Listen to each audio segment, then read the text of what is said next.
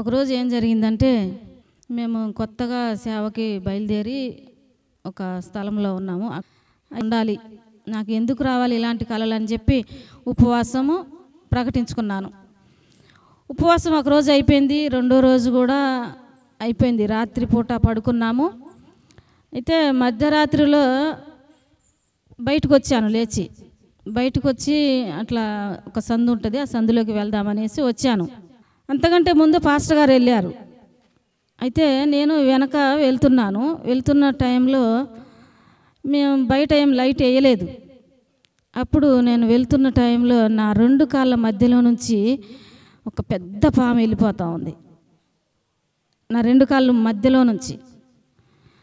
అప్పుడు నేను సౌండ్ అయింది, టప్పుమని సౌండ్ అయింది. ఏంది ఈ సౌండ్ అని చెప్పి కిందకు చూసేసరికి నా రెండు కాళ్ళ మధ్యలో నుంచి వెళ్తూ ఉంది పెద్ద పాము. నల్లగా ఉంది, దానిపైన తెల్లగా గీతలు ఉన్నాయి అడ్డంగా. ఆ పాము నా రెండు కాళ్ళ మధ్యలో నుంచి వెళ్ళే ముందు టప్పుమని భూమిని కాటేసింది. అది నా కాళ్ళకి ఆ కాలు కానీ ఈ కాలు కానీ ఏదైనా కాటేసి ఉంటే నేను అప్పుడే చచ్చిపోయేదాన్ని. కానీ దేవుడు నన్ను కాపాడాడు. అది 2011 సంవత్సరం. నన్ను అక్కడ కాచి కాపాడాడు. నేను ఉపవాసం ఉంటే దేవుడు ఖచ్చితంగా నా ప్రార్థన ఆలకించాడు. ఉపవాసంలో ఉన్న శక్తి ఏంటో నేను చాలా అనుభవించాను ఆ రోజు. ఇందుకైనా ప్రభా నాకు ఉపవాసం ఉండటానికి ప్రేరేపణ ఇచ్చావు అని చెప్పి నేను దేవుని ఎంతగానో స్తుతించాను. ఆ పాము నా రెండు కాళ్ళ మధ్యలో నుంచి వెళ్ళి అక్కడ మెట్లు ఉంటాయండి గుమ్మం దగ్గర, ఇంకొక రూమ్ అది.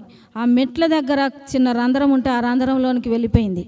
అప్పుడు పాస్టర్ గారు అట్టే వెళ్ళారు, ఆ రంధ్రం కూడా అట్టే ఉంది.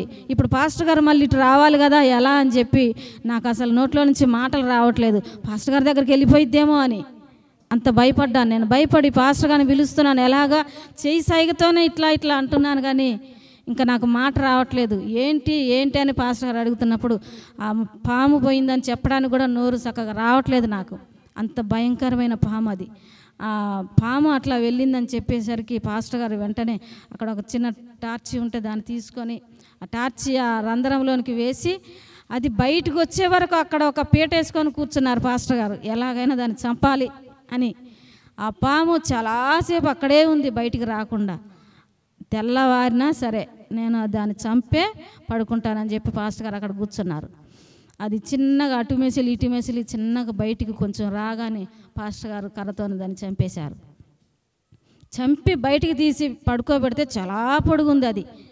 అమ్మో ఇంత పొడుగుంది, ఈ పాము గరిస్తే నేను ఈ పాటికి చచ్చిపోయి ఉండేదాన్ని అని చాలా భయపడ్డాను ఆ రోజు. దేవుడు నన్ను ప్రతి క్షణము కాచి కాపాడుతున్నాడు, తన సన్నిధిలో నన్ను ఉంచుతున్నాడు.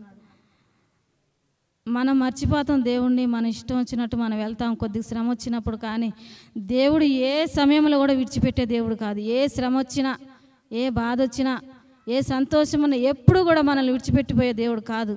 నాకు ఆ రోజు దేవుడే ప్రేరేపించి ఉపవాసం ఉండేలాగా చేశాడు. ఉపవాసం ఉంటే దేవుడు నాకు వచ్చిన శ్రమను తప్పించాడు.